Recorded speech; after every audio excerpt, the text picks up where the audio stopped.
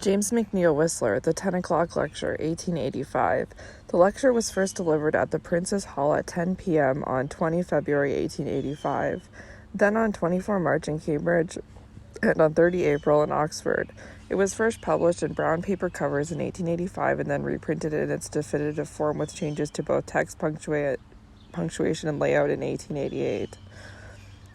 Ladies and gentlemen, it is with great hesitation and much misgiving that I appear before you in the character of the preacher.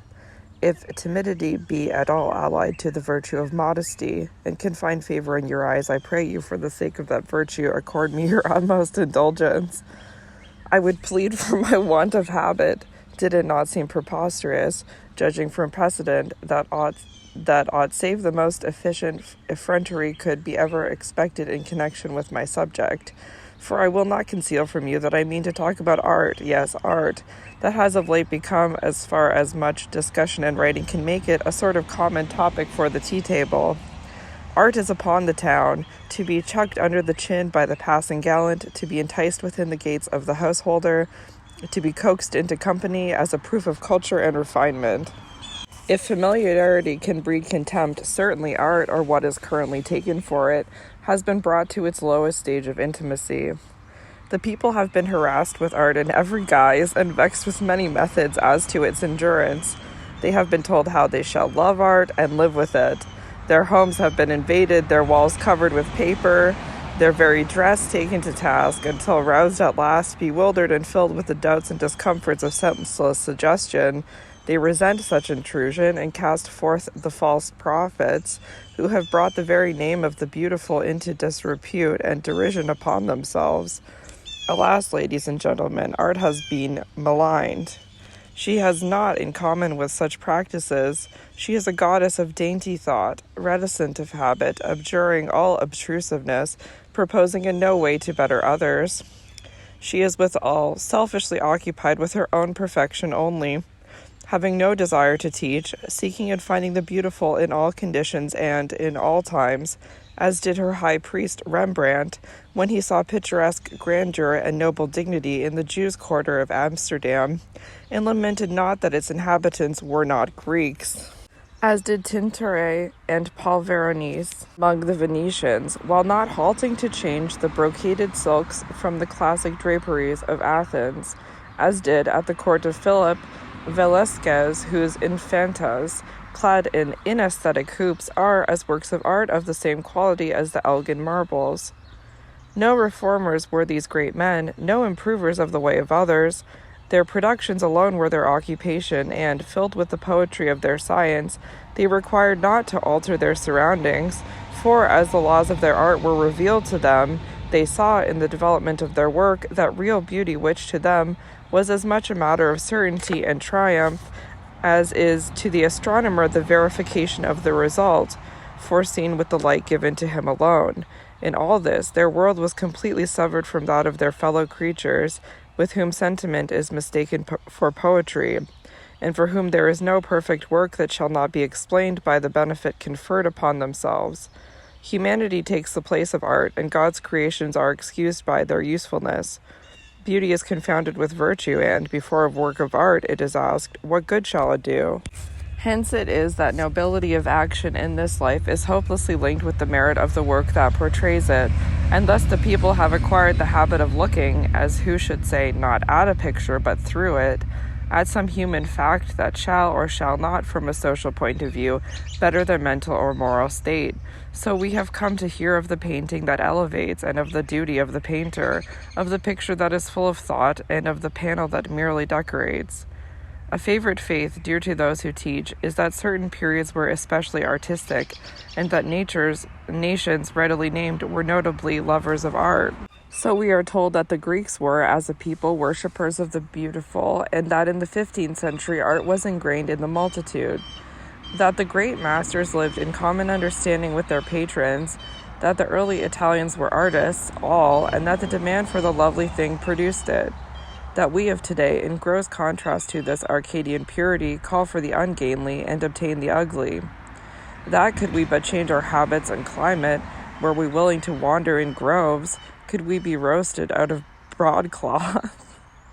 Were we to do without haste, and journey without speed, we should again require the spoon of Queen Anne, and pick at our peas with the fork of 2 prongs.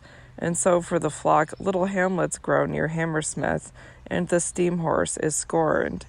Useless, quite hopeless and false is the effort, built upon fable, and all because a wise man has uttered a vain thing and filled his belly with the east wind. Here Whistler seeks to undermine the teachings of Ruskin and one of his principal followers, William Morris, who had set up a colony of his arts and crafts followers at Kelmscott Manor, Hammersmith. Whistler may have had in mind the aesthetic suburb, Bedford Park, where to the west of Hammersmith between 1876 and 1881, both Godwin and Norman Shaw designed red brick houses in the currently fashionable Queen Anne style. Listen, there never was an artistic period. There never was an art-loving nation. In the beginning, man went forth each day, some to do battle, some to the chase, others again to dig and to delve in the field, all that they might gain and live, or lose and die, until there was found among them one differing from the rest, whose pursuits attracted him not, and so he stayed by the tents with the women, and traced strange devices with a burnt stick upon a gourd. This man who took no joy in the ways of his brethren, who cared not for conquest, and fretted in the field, this designer of quaint patterns, this deviser of the beautiful, who perceived in nature about him curious carvings, as faces are seen in the fire, this dreamer apart was the first artist. And then from the field and from afar there came back the people, they took the gourd, and drank from out of it. And presently there came to this man another, and in time others, of like nature, chosen by the gods, and so they worked together, and soon they fashioned from the moistened earth forms resembling the gourd, and with the power of creation, the heirloom of the artist, presently they went beyond the slovenly suggestions of nature, and the first vase was born in beautiful proportion. And the toilers tilled and were athirst, and the heroes returned from fresh victories to rejoice and to feast, and all drank alike from the artist's goblets, fashioned cunningly, taking no note the while of the craftsman's pride, and understanding not his glory in his work, drinking at the cup, not from choice, not from a consciousness that it was beautiful, but because forsooth there was none other. And time, with more state, brought more capacity for luxury, and it became well that men should dwell in large houses and rest upon couches and eat at tables, whereupon the artist, with his artificers, built palaces and filled them with furniture, beautiful in proportion and lovely to look upon. And the people lived in marvels of art, and ate and drank out of masterpieces, for there was nothing else to eat and to drink out of, and no bad building to live in, no article of daily life, of luxury or of necessity, that had not been handed down from the design of the master and made by his workmen. And the people questioned not, and had nothing to say in the matter. So Greece was in its splendor, and art reigned supreme, by force of fact, not by election, and there was no meddling from the outsider.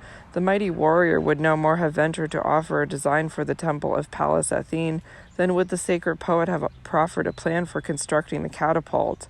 And the amateur was unknown, and the dilettante undreamed of, and history rode on, and conquest accompanied civilization, and art spread, or rather its products were carried by the victors among the vanquished from one country to another, and the customs of cultivation covered the face of the earth, so that all peoples continued to use what the artist alone had produced. And centuries passed in this using, and the world was flooded with all that was beautiful, until there arose a new class who discovered the cheap and foresaw fortune in the facture of the sham. Then sprang into existence the tawdry, the common, the gewgaw. The taste of the tradesman supplanted the science of the artist, and what was born of the million went back to them, and charmed them, for it was after their own heart, and the great and the small, the statesman and the slave, took to themselves the abomination that was tendered, and preferred it, and have lived with it ever since. And the artist's occupation was gone, and the manufacturer and the huckster took his place. And now the heroes filled from the jugs, and drank from the bowls, with understanding, noting the glare of their new bravery, and taking pride in its worth. And the people this time had much to say in the matter, and all were satisfied. And Birmingham and Manchester arose in their might, and art was relegated to the curiosity shop.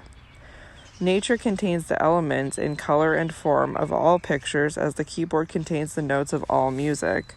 But the artist is born to pick and choose and group with science these elements, that the result may be beautiful, as the musician gathers his notes and forms his chords until he brings forth from chaos glorious harmony. To say to the painter that nature is to be taken as she is to say to the player that he may sit on the piano. That nature is always right is an assertion artistically as untrue, as it is one whose truth is universally taken for granted. Nature is very rarely right, to such an extent even that it might almost be said that nature is usually wrong, that is to say, the condition of things that shall bring about the perfection of harmony worthy a picture is rare and not common at all. This would seem to even the most intelligent a doctrine almost blasphemous. So incorporated with our education has the supposed aphorism become that its belief is held to be part of our moral being, and the words themselves have in our ear the ring of religion. Still seldom does nature succeed in producing a picture. The sun blares, the wind blows from the east, the sky is bereft of cloud, and without all is of iron. The windows of the Crystal Palace are seen from all points of London. The holiday maker rejoices in the glorious day, and the painter turns aside to shut his eyes. The Crystal Palace, constructed for the 1851 Great Exhibition, had been moved to Sydenham in 1852-54. How little this is understood, and how dutifully the casual in nature is accepted as sublime, may be gathered from the unlimited admiration daily produced by a very foolish sunset. The dignity of the snow-capped mountain is lost in distinctness, but the joy of the tourist is to recognize the traveler on the top. The desire to see for the sake of seeing it is, with the mass, alone the one to be gratified, hence the delight in detail. And when the evening mist clothes the riverside with poetry, as with a veil, and the poor buildings lose themselves in the dim sky, and the tall chimneys become campanili, and the warehouses are palaces in the night, and the whole city hangs in the heavens, and fairyland is before us, then the wayfarer hastens home. The working man and the cultured one, the wise man and the one of pleasure, cease to understand as they have ceased to see. And nature, who for once has sung in tune, sings her exquisite song to the artist alone, her son and her master, her son in that he loves her master in that he knows her. To him her secrets are unfolded, to him her lessons have become gradually clear. He looks at her flower not with the enlarging lens, that he may gather facts for the botanist, but with the light of the one who sees in her choice selection of brilliant tones and delicate tints, suggestions of future harmonies. He does not confine himself to purposeless copying without thought, each blade of grass as commended by the inconsequent, but in the long curve of the narrow leaf, corrected by the straight, tall stem, he learns how grace is wedded to dignity, how strength enhances sweetness, that elegance shall be the result. In the citron wing of the pale butterfly, with its dainty spots of orange, he sees before him the stately halls of fair gold with their slender saffron pillars, and is taught how the delicate drawing high upon the walls shall be traced in tender tones of orpiment, and repeated by the bass in notes of graver hue. In all that is dainty and lovable he finds hints for his own combinations, and thus is nature ever his resource, and always at his service, and to him is not refused. Through his brain, and as through the last alembic, is distilled the refined essence of that thought which began with the gods, and which they left him to carry out. Set apart by them to complete their works, he produces that wondrous thing called a masterpiece, which surpasses in perfection all that they have contrived in what is called nature, and the gods stand by and marvel, and perceive how far away more beautiful is the Venus of Melos than was their own Eve. For some time past, the unattached writer has become the middleman in this matter of art, and his influence, while it has widened the gulf between the people and the painter, has brought about the most complete misunderstanding as to the aim of the picture. For him, a picture is more or less a hieroglyph or symbol of story. Apart from a few technical terms, for the display of which he finds an occasion, the work is considered absolutely from a literary point of view. Indeed, from what other can he consider it? And in his essays he deals with it as with a novel, a history, or an anecdote. He fails entirely and most naturally to see its excellences or demerits artistic, and so degrades art by supposing it a method of bringing about a literary climax.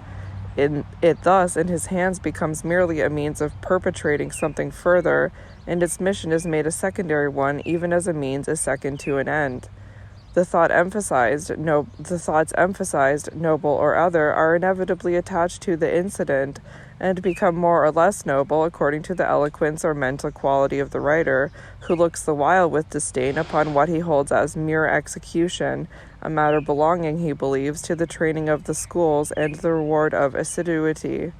So that as he goes on with his translation from canvas to paper, the work becomes his own. He finds poetry where he would feel it were he himself transcribing the invention in the intricacy of the mise-en-scene, and noble philosophy in some detail of philanthropy, courage, modesty, or virtue, suggested to him by the occurrence. All this might be brought before him, and his imagination be appealed to, by a very poor picture. Indeed, I might safely say that it generally is. Meanwhile, the painter's poetry is quite lost to him, the amazing invention that shall have put form and color into such perfect harmony that exquisiteness is the result, he is without understanding. The nobility of thought that shall have given the artist's dignity to the whole says to him absolutely nothing. So that his praises are published for virtues we would blush to possess, while the great qualities that distinguish the one work from the thousand that make of the masterpiece the thing of beauty that it is, have never been seen at all. That this is so, we can make sure of by looking back at old reviews upon past exhibitions and reading the flatteries lavished upon men who have since been forgotten altogether, but upon whose works the language has been exhausted in rhapsodies that left nothing for the National Gallery. A curious matter in its effect upon the judgment of these gentlemen is the accepted vocabulary of poetic symbolism that helps them by habit in dealing with nature. A mountain to them is synonymous with height, a lake with depth, the ocean with vastness, the sun with glory, so that a picture with a mountain, a lake, and an ocean, however poor in paint, is inevitably lofty, vast, infinite, and glorious on paper. There are those also, sober of mien, and wise with the wisdom of books, who frequent museums and burrow in crypts, collecting, comparing, compiling, classifying, contradicting. Experts these, for whom a date is an accomplishment, a hallmark, success.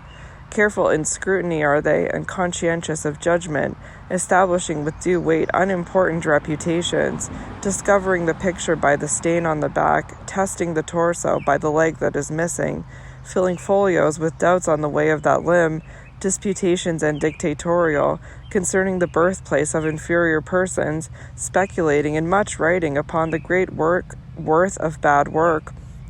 True clerks of the collection, they mix memoranda with ambition and, reducing art to statistics, they file the 15th century and pigeonhole the antique. Then the preacher appointed, he stands in high places, harangues and holds forth, sage of the universities, learned in many matters and of much experience in all save his subject, exhorting, denouncing, directing, filled with wrath and earnestness, bringing powers of persuasion and polish of language to prove nothing.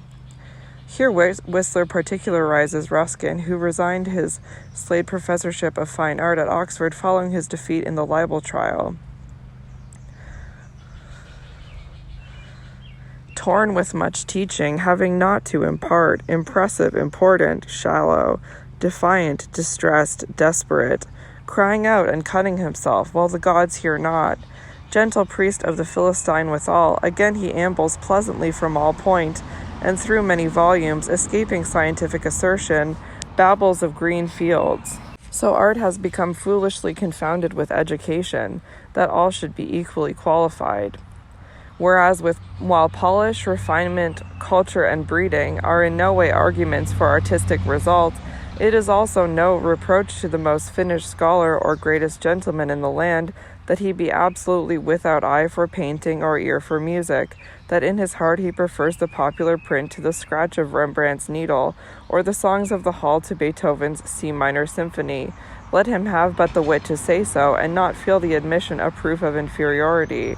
Art happens, no hovel is safe from it, no prince may depend upon it, the vastest intelligence cannot bring it about, and no puny efforts to make it universal end in quaint comedy and coarse farce. This is as it should be, and all attempts to make it otherwise are due to the eloquence of the ignorant, the zeal of the conceited. The boundary line is clear. Far from me to propose to bridge it over, that the pestered people be pushed across. No, I would save them from further fatigue. I would come to their relief and would lift from their shoulders this incubus of art. Why, after centuries of freedom from it and indifference to it, should it now be thrust upon them by the blind, until wearied and puzzled, they know no longer how they shall eat or drink, how they shall sit or stand, or wherewithal they shall clothe themselves without afflicting art? But lo, there is much talk without. Triumphantly they cry, beware, this matter does indeed concern us. We also have our part in all true art, for remember, the one touch of nature that makes the whole world kin. Shakespeare, Troilus and Cressida, Act 3, Scene 3. True indeed. But let not the unwary jauntily suppose that Shakespeare herewith hands him his passport to paradise, and thus permits his speech among the chosen. Rather learn that, in this very sentence, he is condemned to remain without, to continue with the common. This one chord that vibrates with all, this one touch of nature that calls aloud to the response of each, that explains the popularity of the bull of Paul Potter, that excuses the price of Murillo's conception, this one unspoken sympathy that pervades humanity is vulgarity.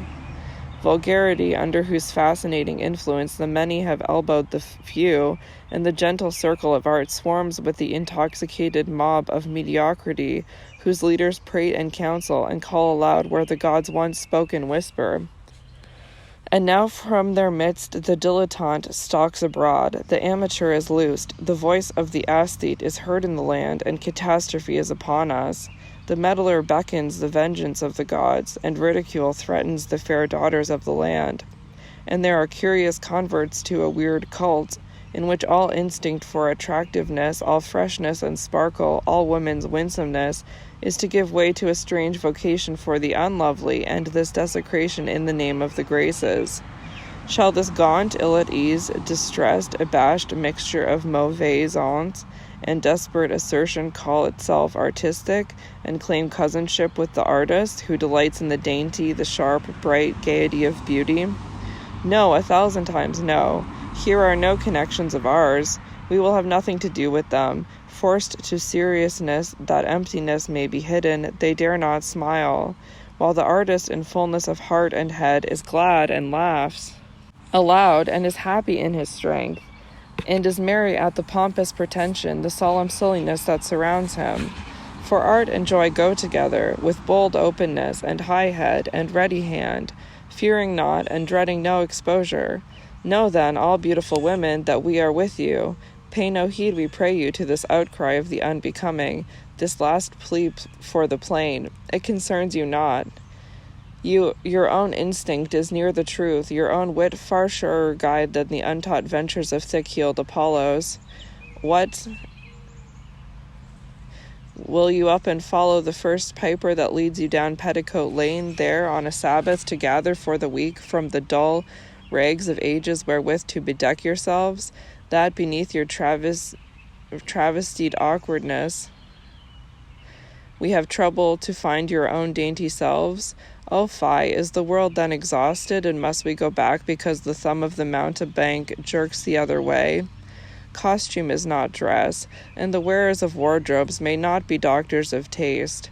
For by what authority shall these be pretty masters? Look well, and nothing have they invented, nothing put together for comeliness' sake. Haphazard from their shoulders hang the garments of the hawker, combining in their person the motley of many manners with the medley of the mummer's closet. Set up as a warning and a finger-post of danger, they point to the disastrous effect of art upon the middle classes. Here Whistler indicts Oscar Wilde's association with the movement for dress reform, in which Wilde recognized himself when he came to review the lecture. Why this lifting of the brow in deprecation of the present, this pathos in reference to the past? If art be rare today, it was seldom heretofore. It is false, this teaching of decay. The master stands in no relation to the moment at which he occurs, a monument of isolation, hinting at sadness, having no part in the progress of his fellow man. He is also no more the product of civilization than is the scientific truth asserted dependent upon the wisdom of a period. The assertion itself requires the man to make it. The truth was from the beginning. So art is limited to the infinite, and beginning there cannot progress. A silent indication of its wayward independence from all extraneous advance is in the absolutely unchanged condition and form of implement since the beginning of things. The painter has but the same pencil, the sculptor the chisel of centuries. Colors are not more since the heavy hangings of night were first drawn aside and the loveliness of light revealed. Neither chemist nor engineer can offer new elements of the masterpiece. False again the fabled link between the grandeur of art and the glories and virtues of the state. For art feeds not upon nations, and peoples may be wiped from the face of the earth, but art is. It is indeed high time that we cast aside the weary weight of responsibility and co-partnership, and know that in no way do our virtues minister to its worth, in no way do our vices impede its triumph. How irksome, how hopeless, how superhuman the self-imposed task of the nation, how sublimely vain the belief that it shall live nobly or art perish. Let us reassure ourselves, at our own option is our virtue. Art we in no way affect. A whimsical goddess and a capricious, her strong sense of joy tolerates no dullness, and, live we never so spotlessly, still she may turn her back upon us, as from time immemorial she has done upon the Swiss in their mountains. What more worthy people, whose every alpine gap yawns with tradition and is stocked with noble story, yet the perverse and scornful one will none of it, and the sons of patriots are left with the clock that turns the mill, and the sudden cuckoo, with difficulty restrained in its box. For this was Tell a hero, for this did Gessler die. William Tell and Gessler, legendary adversaries of Swiss lore. Art the cruel jade cares not, and hardens her heart, and hies her off to the east to find among the opium eaters of Nankin a favorite with whom she lingers fondly, caressing his blue porcelain, and painting his coy maidens, and marking his plates with her 6 marks of choice, indifferent to in her companionship with him, to all save the virtue of his refinement. He it is who calls her, he who holds her. And again to the west, that her next lover may bring together the gallery at Madrid, and show to the world how the master towers above all. And in their intimacy they revel, he and she, in this knowledge. And he knows the happiness untasted by other mortal. For example, Velasquez. She is proud of her comrade, and promises that in after years others shall pass that way and understand. So in all time does this superb one cast about for the man worthy her love, and art seeks the artist alone. Where he is, there she appears, and remains with him, loving and fruitful, turning never aside in moments of hope deferred, or of insult, and of ribald misunderstanding. And when he dies, she sadly takes her flight, though loitering yet in the land, from fond associations, but refusing to be consoled. With the man, then, and not with the multitude, are her intimacies, and in the book of her life the names inscribed are few, scant indeed the list of those who have helped to write her story of love and beauty. And so have we the ephemeral influence of the master's memory, the afterglow in which are warmed for a while the worker and discipline. From the sunny morning when, with her glorious Greek relenting, she yielded up the secret of repeated line, as with his hand in hers, together they marked in marble the measured rhyme of lovely limb and draperies flowing in unison, to the day when she dipped the Spaniard's brush in light and air, and made his people live within their frames, and stand upon their legs, that all nobility and sweetness, and tenderness, and magnificence should be theirs by right. Ages had gone by, and few had been her choice. Countless indeed the horde of pretenders, but she knew them not, a teeming, seething, busy mass, whose virtue was industry, and whose industry was vice. Their names go to fill the catalogue of the collection at home, of the gallery abroad, for the delectation of the bagman and the critic. Therefore have we cause to be merry, and to cast away all care, resolved that all is well, as it ever was, and that it is not meet that we should be cried at, and urged to take measures. Enough have we endured of dullness, surely we are weary of weeping, and our tears have been cozened from us falsely, for they have called out woe. when there was no grief, and alas, when all is fair. We have then but to wait until, when the mark of the gods upon him, there come among us again the chosen, who shall continue what has gone before, satisfied that, even were he never to appear, the story of the beautiful is already complete, hewn in the marbles of the Parthenon, and broidered with the birds upon the fan of Hokusei at the foot of Fusiyama. The Japanese artist Hokusei